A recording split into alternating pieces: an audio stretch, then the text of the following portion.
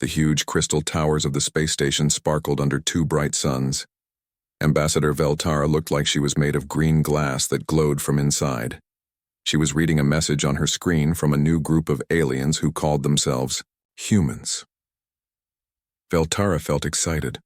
For hundreds of years, the Galactic Herbivore Alliance had been a peaceful group of plant-eating aliens. They had leaf people, crystal beings, flower creatures, and many others who all ate plants, fruits, or drank nectar. Now another species wanted to join them. Far away in space, Captain Kim Day sat in his chair on the Earth ship called New Dawn. He was a tall man with dark hair, wearing a clean blue uniform. Next to him, Dr. Park Soo was a woman with short hair who kept checking the computer screens. "Are you nervous, Captain?" asked Lieutenant Lee Na, a young woman who was holding a box of gifts from Earth. Kim Day smiled. "A little.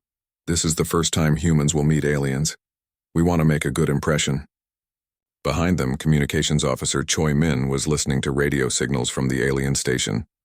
"They sound very friendly, sir.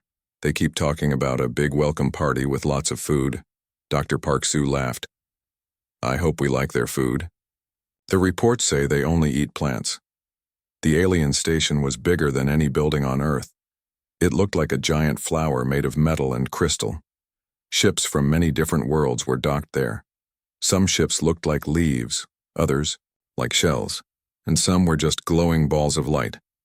Ambassador Veltara walked through the station's main hall. Her crystal body made tiny bell sounds as she moved. Around her, other aliens were busy preparing for the humans' arrival. The rabbit-like burrow folk were arranging flowers. The tall grass people were setting up tables. The flying nectar folk were hanging colorful banners. "Is everything ready for our new friends?" Veltara asked a small alien who looked like a walking tree. "Yes, Ambassador," the tree alien said in a voice like rustling leaves. "We have prepared the finest feast in the galaxy. Sweet root cakes, fermented fruit juices, crystal-grown vegetables, and the special blue algae steaks that everyone loves." Veltara felt proud. The blue algae steaks were very expensive and considered the best food in the galaxy. Surely the humans would be impressed. On the human ship, Kim Day was putting on his best uniform. The dark blue fabric had gold buttons and Earth's flag on the shoulder. Dr. Park Soo was wearing a similar uniform, but with a doctor's badge. "Remember," Kim Day told his team, "we represent all of humanity today. Be polite, be respectful, and try not to do anything that might offend them." Choi Min looked worried. "What if we accidentally break one of their customs? What if we say something wrong?" "We studied their culture for months," Lee Na said, trying to sound confident. "They seem very peaceful. They probably won't get angry easily." The New Dawn slowly approached the alien station. Through the windows, the humans could see the massive structure getting bigger and bigger. It was beautiful and strange, with parts that glowed different colors and sections that seemed to move like they were alive. "Docking in 5 minutes," announced the ship's computer. Kim Day took a deep breath. "This is it, everyone. History is about to be made."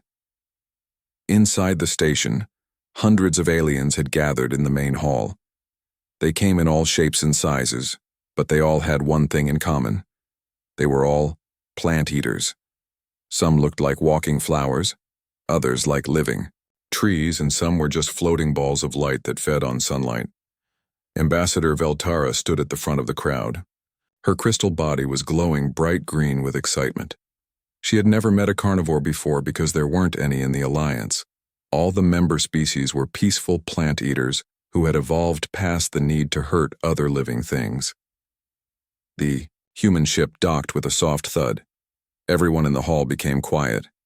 This was the moment they had all been waiting for. The airlock doors opened with a hiss.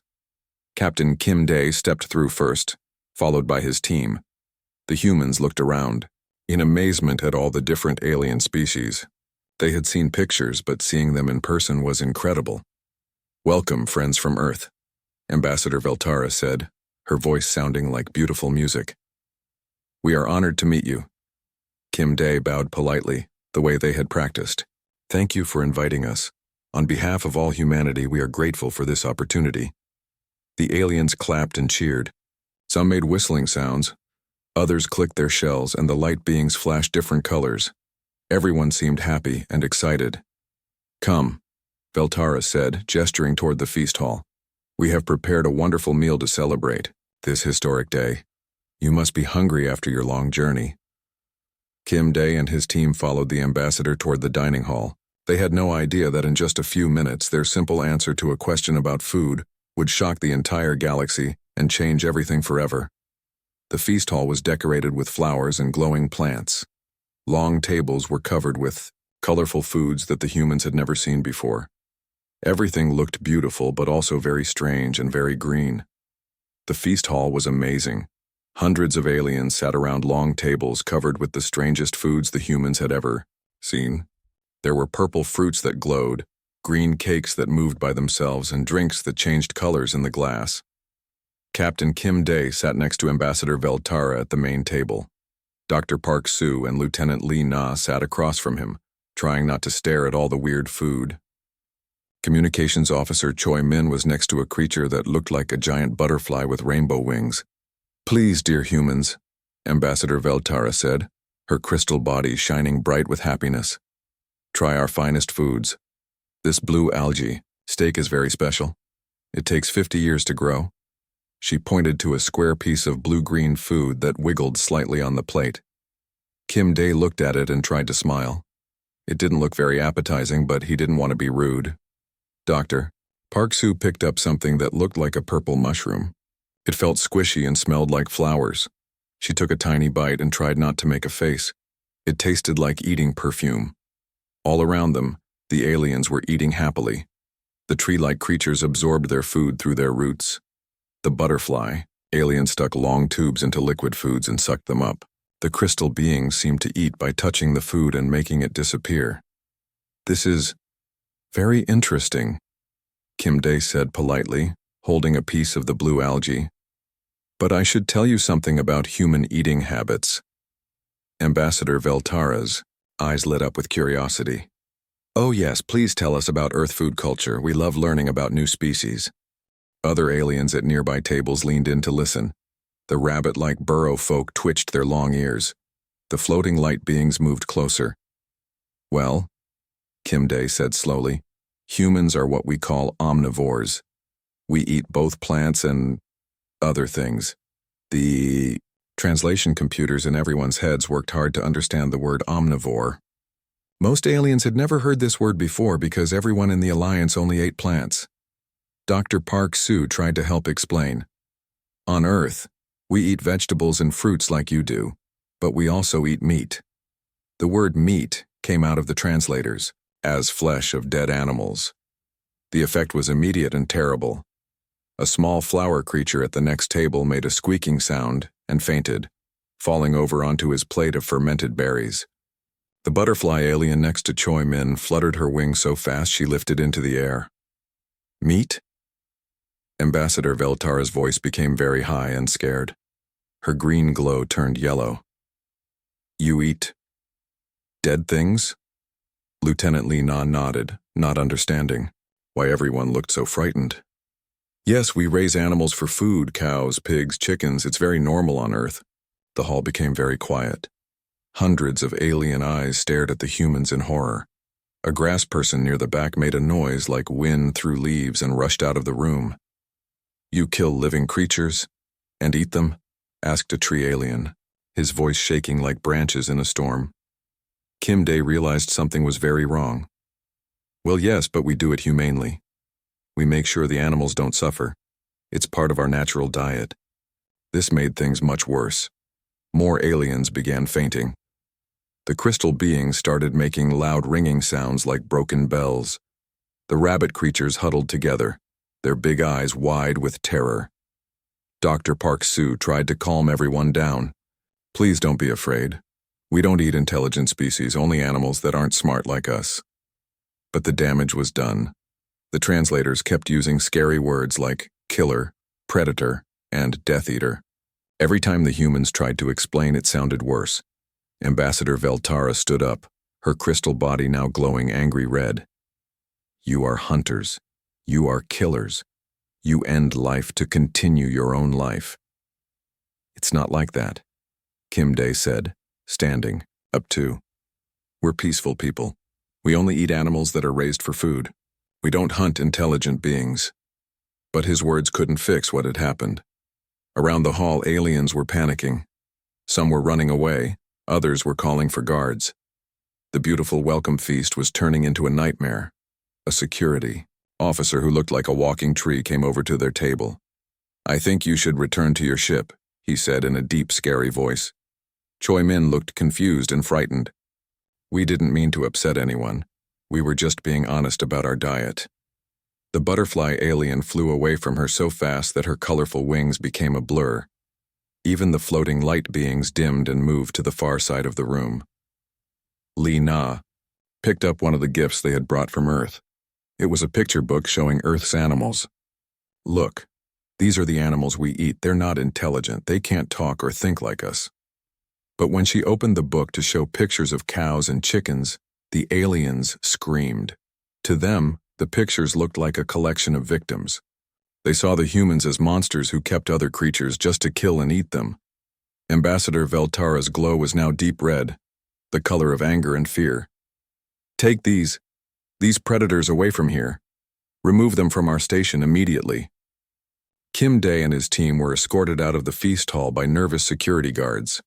Behind them, they could hear aliens crying, arguing, and making scared noises. The beautiful welcome had become a disaster. As they walked back to their ship, Dr. Park Soo shook her head sadly. "We just destroyed humanity's first chance at joining galactic civilization." Within 1 hour, emergency messages were flying across the galaxy faster than light. On every world, on every space station, aliens were hearing the terrible news about the humans. "Death Eaters have come to our galaxy," screamed the headlines on the Galactic News Network. "Flesh Devourers want to join the Alliance." Captain Kim Dae sat alone in his small room on the space station. Through his window, he watched ship after ship leaving the station as fast as they could. The beautiful port that had been full of colorful alien vessels was becoming empty and dark. Dr. Park Soo knocked on his door. "Captain, you need to see this," she said, holding a tablet computer. Her face looked very worried. Kim Dae looked at the screen. It was showing news reports from across the galaxy. The pictures were terrible. They showed drawings of humans with giant teeth dripping blood. The artists had made humans look like monsters from nightmares. "Listen to this," Park Soo said, turning up the sound. A news reporter who looked like a walking flower was speaking in a scared voice.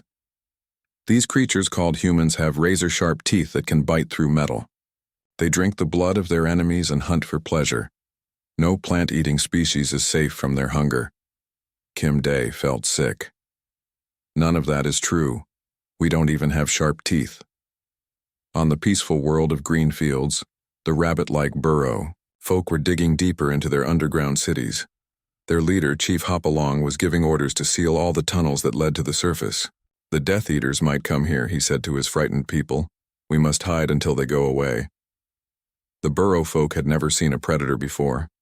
For millions of years they had lived in peace, eating grass and vegetables.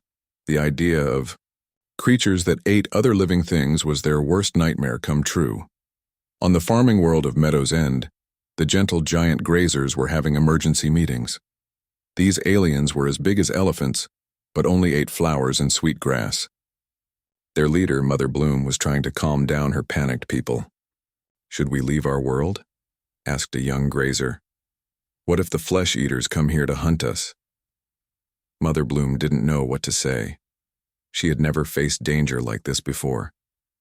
"We will move our children to the hidden valleys," she decided, "and we will ask the Alliance for protection." Back on the space station, Lieutenant Lee Na was trying to send messages to other ships, but no one would answer. Every time she called another vessel, they would quickly cut off communication. "They're all afraid of us," she told communications officer Choi Min. "One captain told me that just talking to us might make us want to eat him." Choi Min was reading more news reports. Each story was worse than the last. "Look at this one," she said. "It says humans can smell fear from 1,000 miles away. and that we collect the bones of our victims. The stories kept getting more crazy and more scary. Some reports claimed that humans had acid for blood. Others said that human children were taught to hunt before they could walk. One news station reported that humans could bite through starship walls with their teeth. On the insect world of Buzzopolis, the bee-like buzzkith were sealing their giant hives. Queen Bizarra gave orders that no one should leave the safety of their homes. These predators might eat us like we are just food, she buzzed to her workers. We must protect our young at all costs. The fear was spreading like a disease. Worlds that had been peaceful trading partners for centuries suddenly became scared of each other. Some aliens worried that their neighbors might secretly be meat-eaters too. Ambassador Veltara was in her office trying to deal with hundreds of emergency calls. Her crystal body was flickering between different colors, as stress made her glow change rapidly. The flower people want military protection, her assistant reported. The grass folk are asking if they should evacuate their planet. 3 different species want to know if we have weapons that can stop the human predators. Veltara felt confused and scared. She had never dealt with anything like this before. The Alliance had always been peaceful. They had no weapons because they had never needed any. On their ship, the human crew was becoming more upset as they watched the galaxy react with terror. Captain Kim Day tried calling Ambassador Veltara, but she wouldn't take his messages. Sir, said Lena, I'm getting reports that some trade routes are being changed to avoid our solar system. They don't want their ships to go anywhere near Earth. Dr. Park Soo was reading scientific reports that other species had written about humans. They think we're like wild animals, she said sadly. One report says we probably eat our own children when we get hungry enough. Kim Day felt angry and helpless. We came here to make friends, to share knowledge and culture. Instead, we've made the entire galaxy afraid of us. The worst part was that nothing they said made things better. Every time they tried to explain that humans were peaceful, it just made the aliens more scared. The translation computers kept using words that sounded frightening. Choi Min looked out the window at the empty space around their ship. We're completely alone out here, she said quietly. The whole galaxy thinks we're monsters. Far away on Earth, people were still excited about their first contact with aliens. They had no idea that their representatives were being treated like dangerous predators who might attack at any moment. The emergency alarm started screaming, just as Ambassador Veltara was writing the official letter to reject humanity's request to join the Alliance. Her crystal body flashed bright red as she received the terrible news. What's happening? She asked her assistant, a small tree-like creature who was shaking with fear. It's Chloris Prime, Ambassador, the assistant said in a voice like rustling leaves. Their sun has exploded with dangerous radiation. 17 billion Verdanians are going to die. Veltara's crystal body went completely white with shock. Chloris Prime was one of the most important worlds in the Alliance. The Verdanians were crystal beings like herself, who got their energy from sunlight. But now their own sun was killing them. On the observation deck of the space station, Captain Kim Day and his team watched dozens of rescue ships trying to reach the dying planet. But every ship that got close to Chloris Prime had to turn back. The radiation was too strong for any plant-eating alien to survive. Dr. Park Soo was studying the readings on her tablet computer. The radiation levels are incredibly high, she said. Any photosynthetic life form would die in minutes. Lieutenant Lee Na pointed at the rescue fleet. Look, they can't get close enough to help. Those poor people are trapped. The Alliance's best rescue teams were helpless. The butterfly-like nectar folk couldn't fly in the radiation. The tree people would burn up immediately. Even the strongest crystal beings would crack and shatter in that environment. Kim Day watched the desperate rescue attempts and felt his heart break. Billions of innocent people were about to die and no one could save them. Wait, Dr. Park Soo said suddenly, looking at her medical scanner. Our biology might actually help here. Humans can handle much higher radiation levels than plant-based life forms. Kim Day understood immediately. Because we're omnivores, we don't depend on photosynthesis like they do. Communications Officer Choi Min looked excited. We could actually survive in that radiation field long enough to help people escape. Kim Day made his decision without thinking twice. Contact Ambassador Veltara, tell her we want to help with the rescue mission." When Veltara received the human message, she couldn't believe it. The monsters that everyone feared were volunteering to risk their lives to save strangers who had rejected them. "This must be a trick," said her assistant. "The predators probably want to hunt the helpless Verdanians." But Veltara looked at the failing rescue mission and realized they had no choice. "Let them try," she said quietly. The human ship. New. Donner flew toward Chloris Prime while all the alien rescue vessels watched from a safe distance. Inside the ship, Kim Day and his team put on their radiation protection suits. "Remember," Kim Day told his crew, "we're not just representing humanity today. We're trying to save lives." Li Na was preparing medical supplies. "The Verdanians need to be kept away from light sources during transport. Too much energy will overload their systems." The new dawn entered the deadly radiation field around Chloris Prime. On the planet's surface, crystal cities were cracking and breaking as the Verdanians inside slowly died from too much solar energy. Kim Day's team worked faster than they had ever worked before. They landed shuttle after shuttle on the planet's surface, loading desperate Verdanian families into radiation-shielded containers. Dr. Park Soo set up emergency medical stations in the ship's cargo bay. She had studied Verdanian biology for only a few hours, but she was determined to help. "Lower the lights," she called to Choi Min. "Their bodies can't handle any more energy input." For 3 days and 3 nights, the humans worked without stopping. They didn't eat regular meals or sleep in their beds. Kim Day himself carried hundreds of Verdanian children to safety, his radiation suit beeping warnings that he ignored. The alien rescue fleet watched in amazement as ship after ship of survivors emerged from the radiation zone. The humans were doing what no other species in the galaxy could do. Li Na developed a special transport method that kept the Verdanians in complete darkness during the journey. "It's like they need the opposite of what we need," she explained to the Alliance medical teams. Dr. Park Soo worked with Verdanian doctors to create new treatments. "If we can block the energy absorption temporarily," she said, "their bodies can heal from the radiation damage." On the second day, Ambassador Veltara received a personal message from the humans. Captain Kim Day appeared on her screen, his face tired and dirty, his radiation suit torn in several places. "Ambassador," he said, "we've saved about 2 million people so far, but we need more medical supplies. Can the Alliance help us help them?" Veltara stared at the screen. This monster looked exhausted, but his eyes were full of kindness and determination. He wasn't asking for anything for himself. He only wanted to save more lives.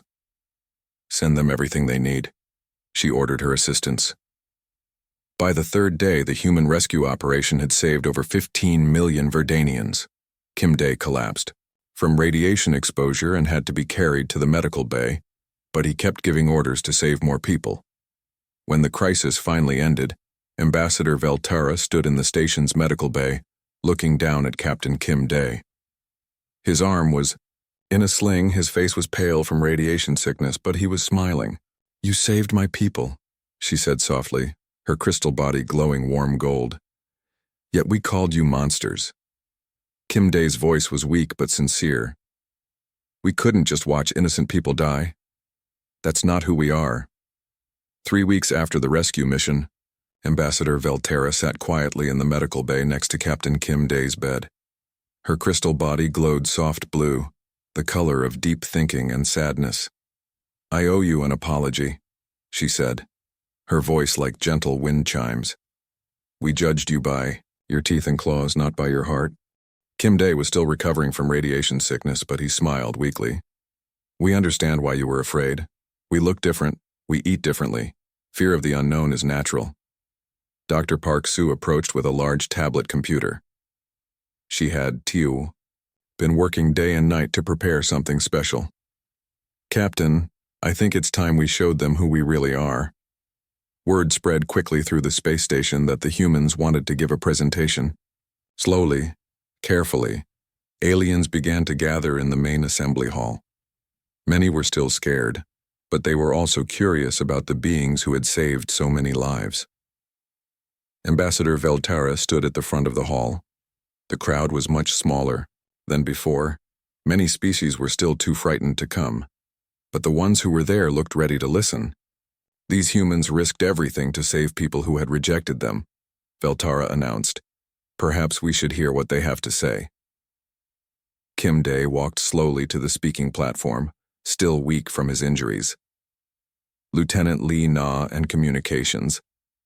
Officer Choi Min stood beside him for support. Friends, Kim Dae began, his voice quiet but clear. We want to tell you about our world, about how life works on Earth.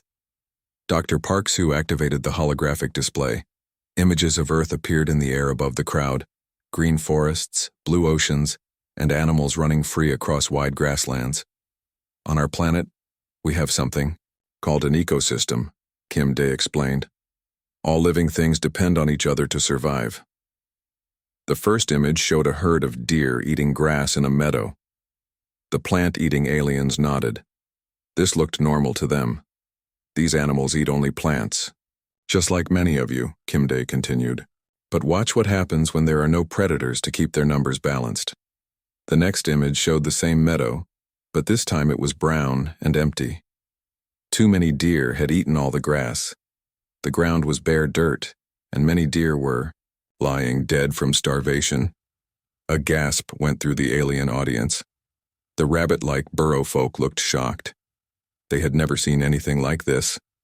Without predators, the plant eaters destroy their own food supply. Dr. Park Soo explained. Everyone dies, the plants, the animals, everything. Lee Na showed the next image. It was the same meadow again, but this time it was green and healthy. Deer were grazing peacefully while wolves watched from the forest edge.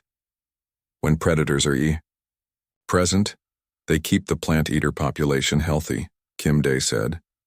They take only the old and sick animals, leaving the strong ones to have babies. This keeps the herd healthy and the grassland alive. An elderly tree alien raised one of his branch arms. But you still kill to eat. How is that different from murder? Kim Dae's expression became very serious. Because we do it with respect and purpose. We don't kill for fun or anger, we kill only what we need to survive, and we use every part of the animal so nothing is wasted. Choi Min showed images of modern earth farms. We take care of our food animals better than they would live in the wild. They have medical care, protection from weather, and they never go hungry. And look at this, Dr. Park Soo said, showing pictures of Earth's nature reserves. Humans protect millions of acres of wild land. We save species from extinction. We are guardians of our planet, not destroyers. The images showed elephants in protected parks, whales swimming in clean oceans, and forests that humans had replanted after cutting them down. A small flower creature in the front row spoke up. But how do we know you won't try to eat us? Kim Dae knelt down to be at the same level as the tiny alien. Because you're intelligent. You can think, feel, and create art. On Earth, we only eat animals that cannot do these things. We would never harm a thinking being. Ambassador Veltara stood up, her crystal body now glowing bright white. I have seen these humans risk their lives to save strangers. I have watched them work without sleep to help people who feared them. Their actions speak louder than our fears. One by one, other aliens began to stand. The butterfly-like nectar folk fluttered their wings in agreement. The tree people rustled their leaves in approval. Even some of the timid burrow folk nodded their heads. I move that we change our name, Veltara announced. We should no longer be the Galactic Herbivore Alliance.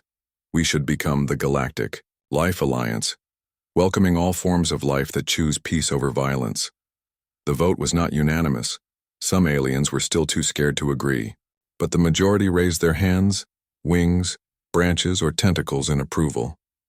Kim Dae signed the Alliance Charter with a shaking hand, still weak from radiation exposure. As he wrote his name, he thought about all the humans back on Earth who were waiting to hear if they had been accepted. Welcome to the galaxy, humans, Ambassador Veltara said, placing a crystal hand on Kim Dae's shoulder. We are honored to call you friends. Choi Min sent the message back to Earth. Mission successful. Humanity has found its place among the stars. Sometimes the greatest protectors come from the most unexpected places.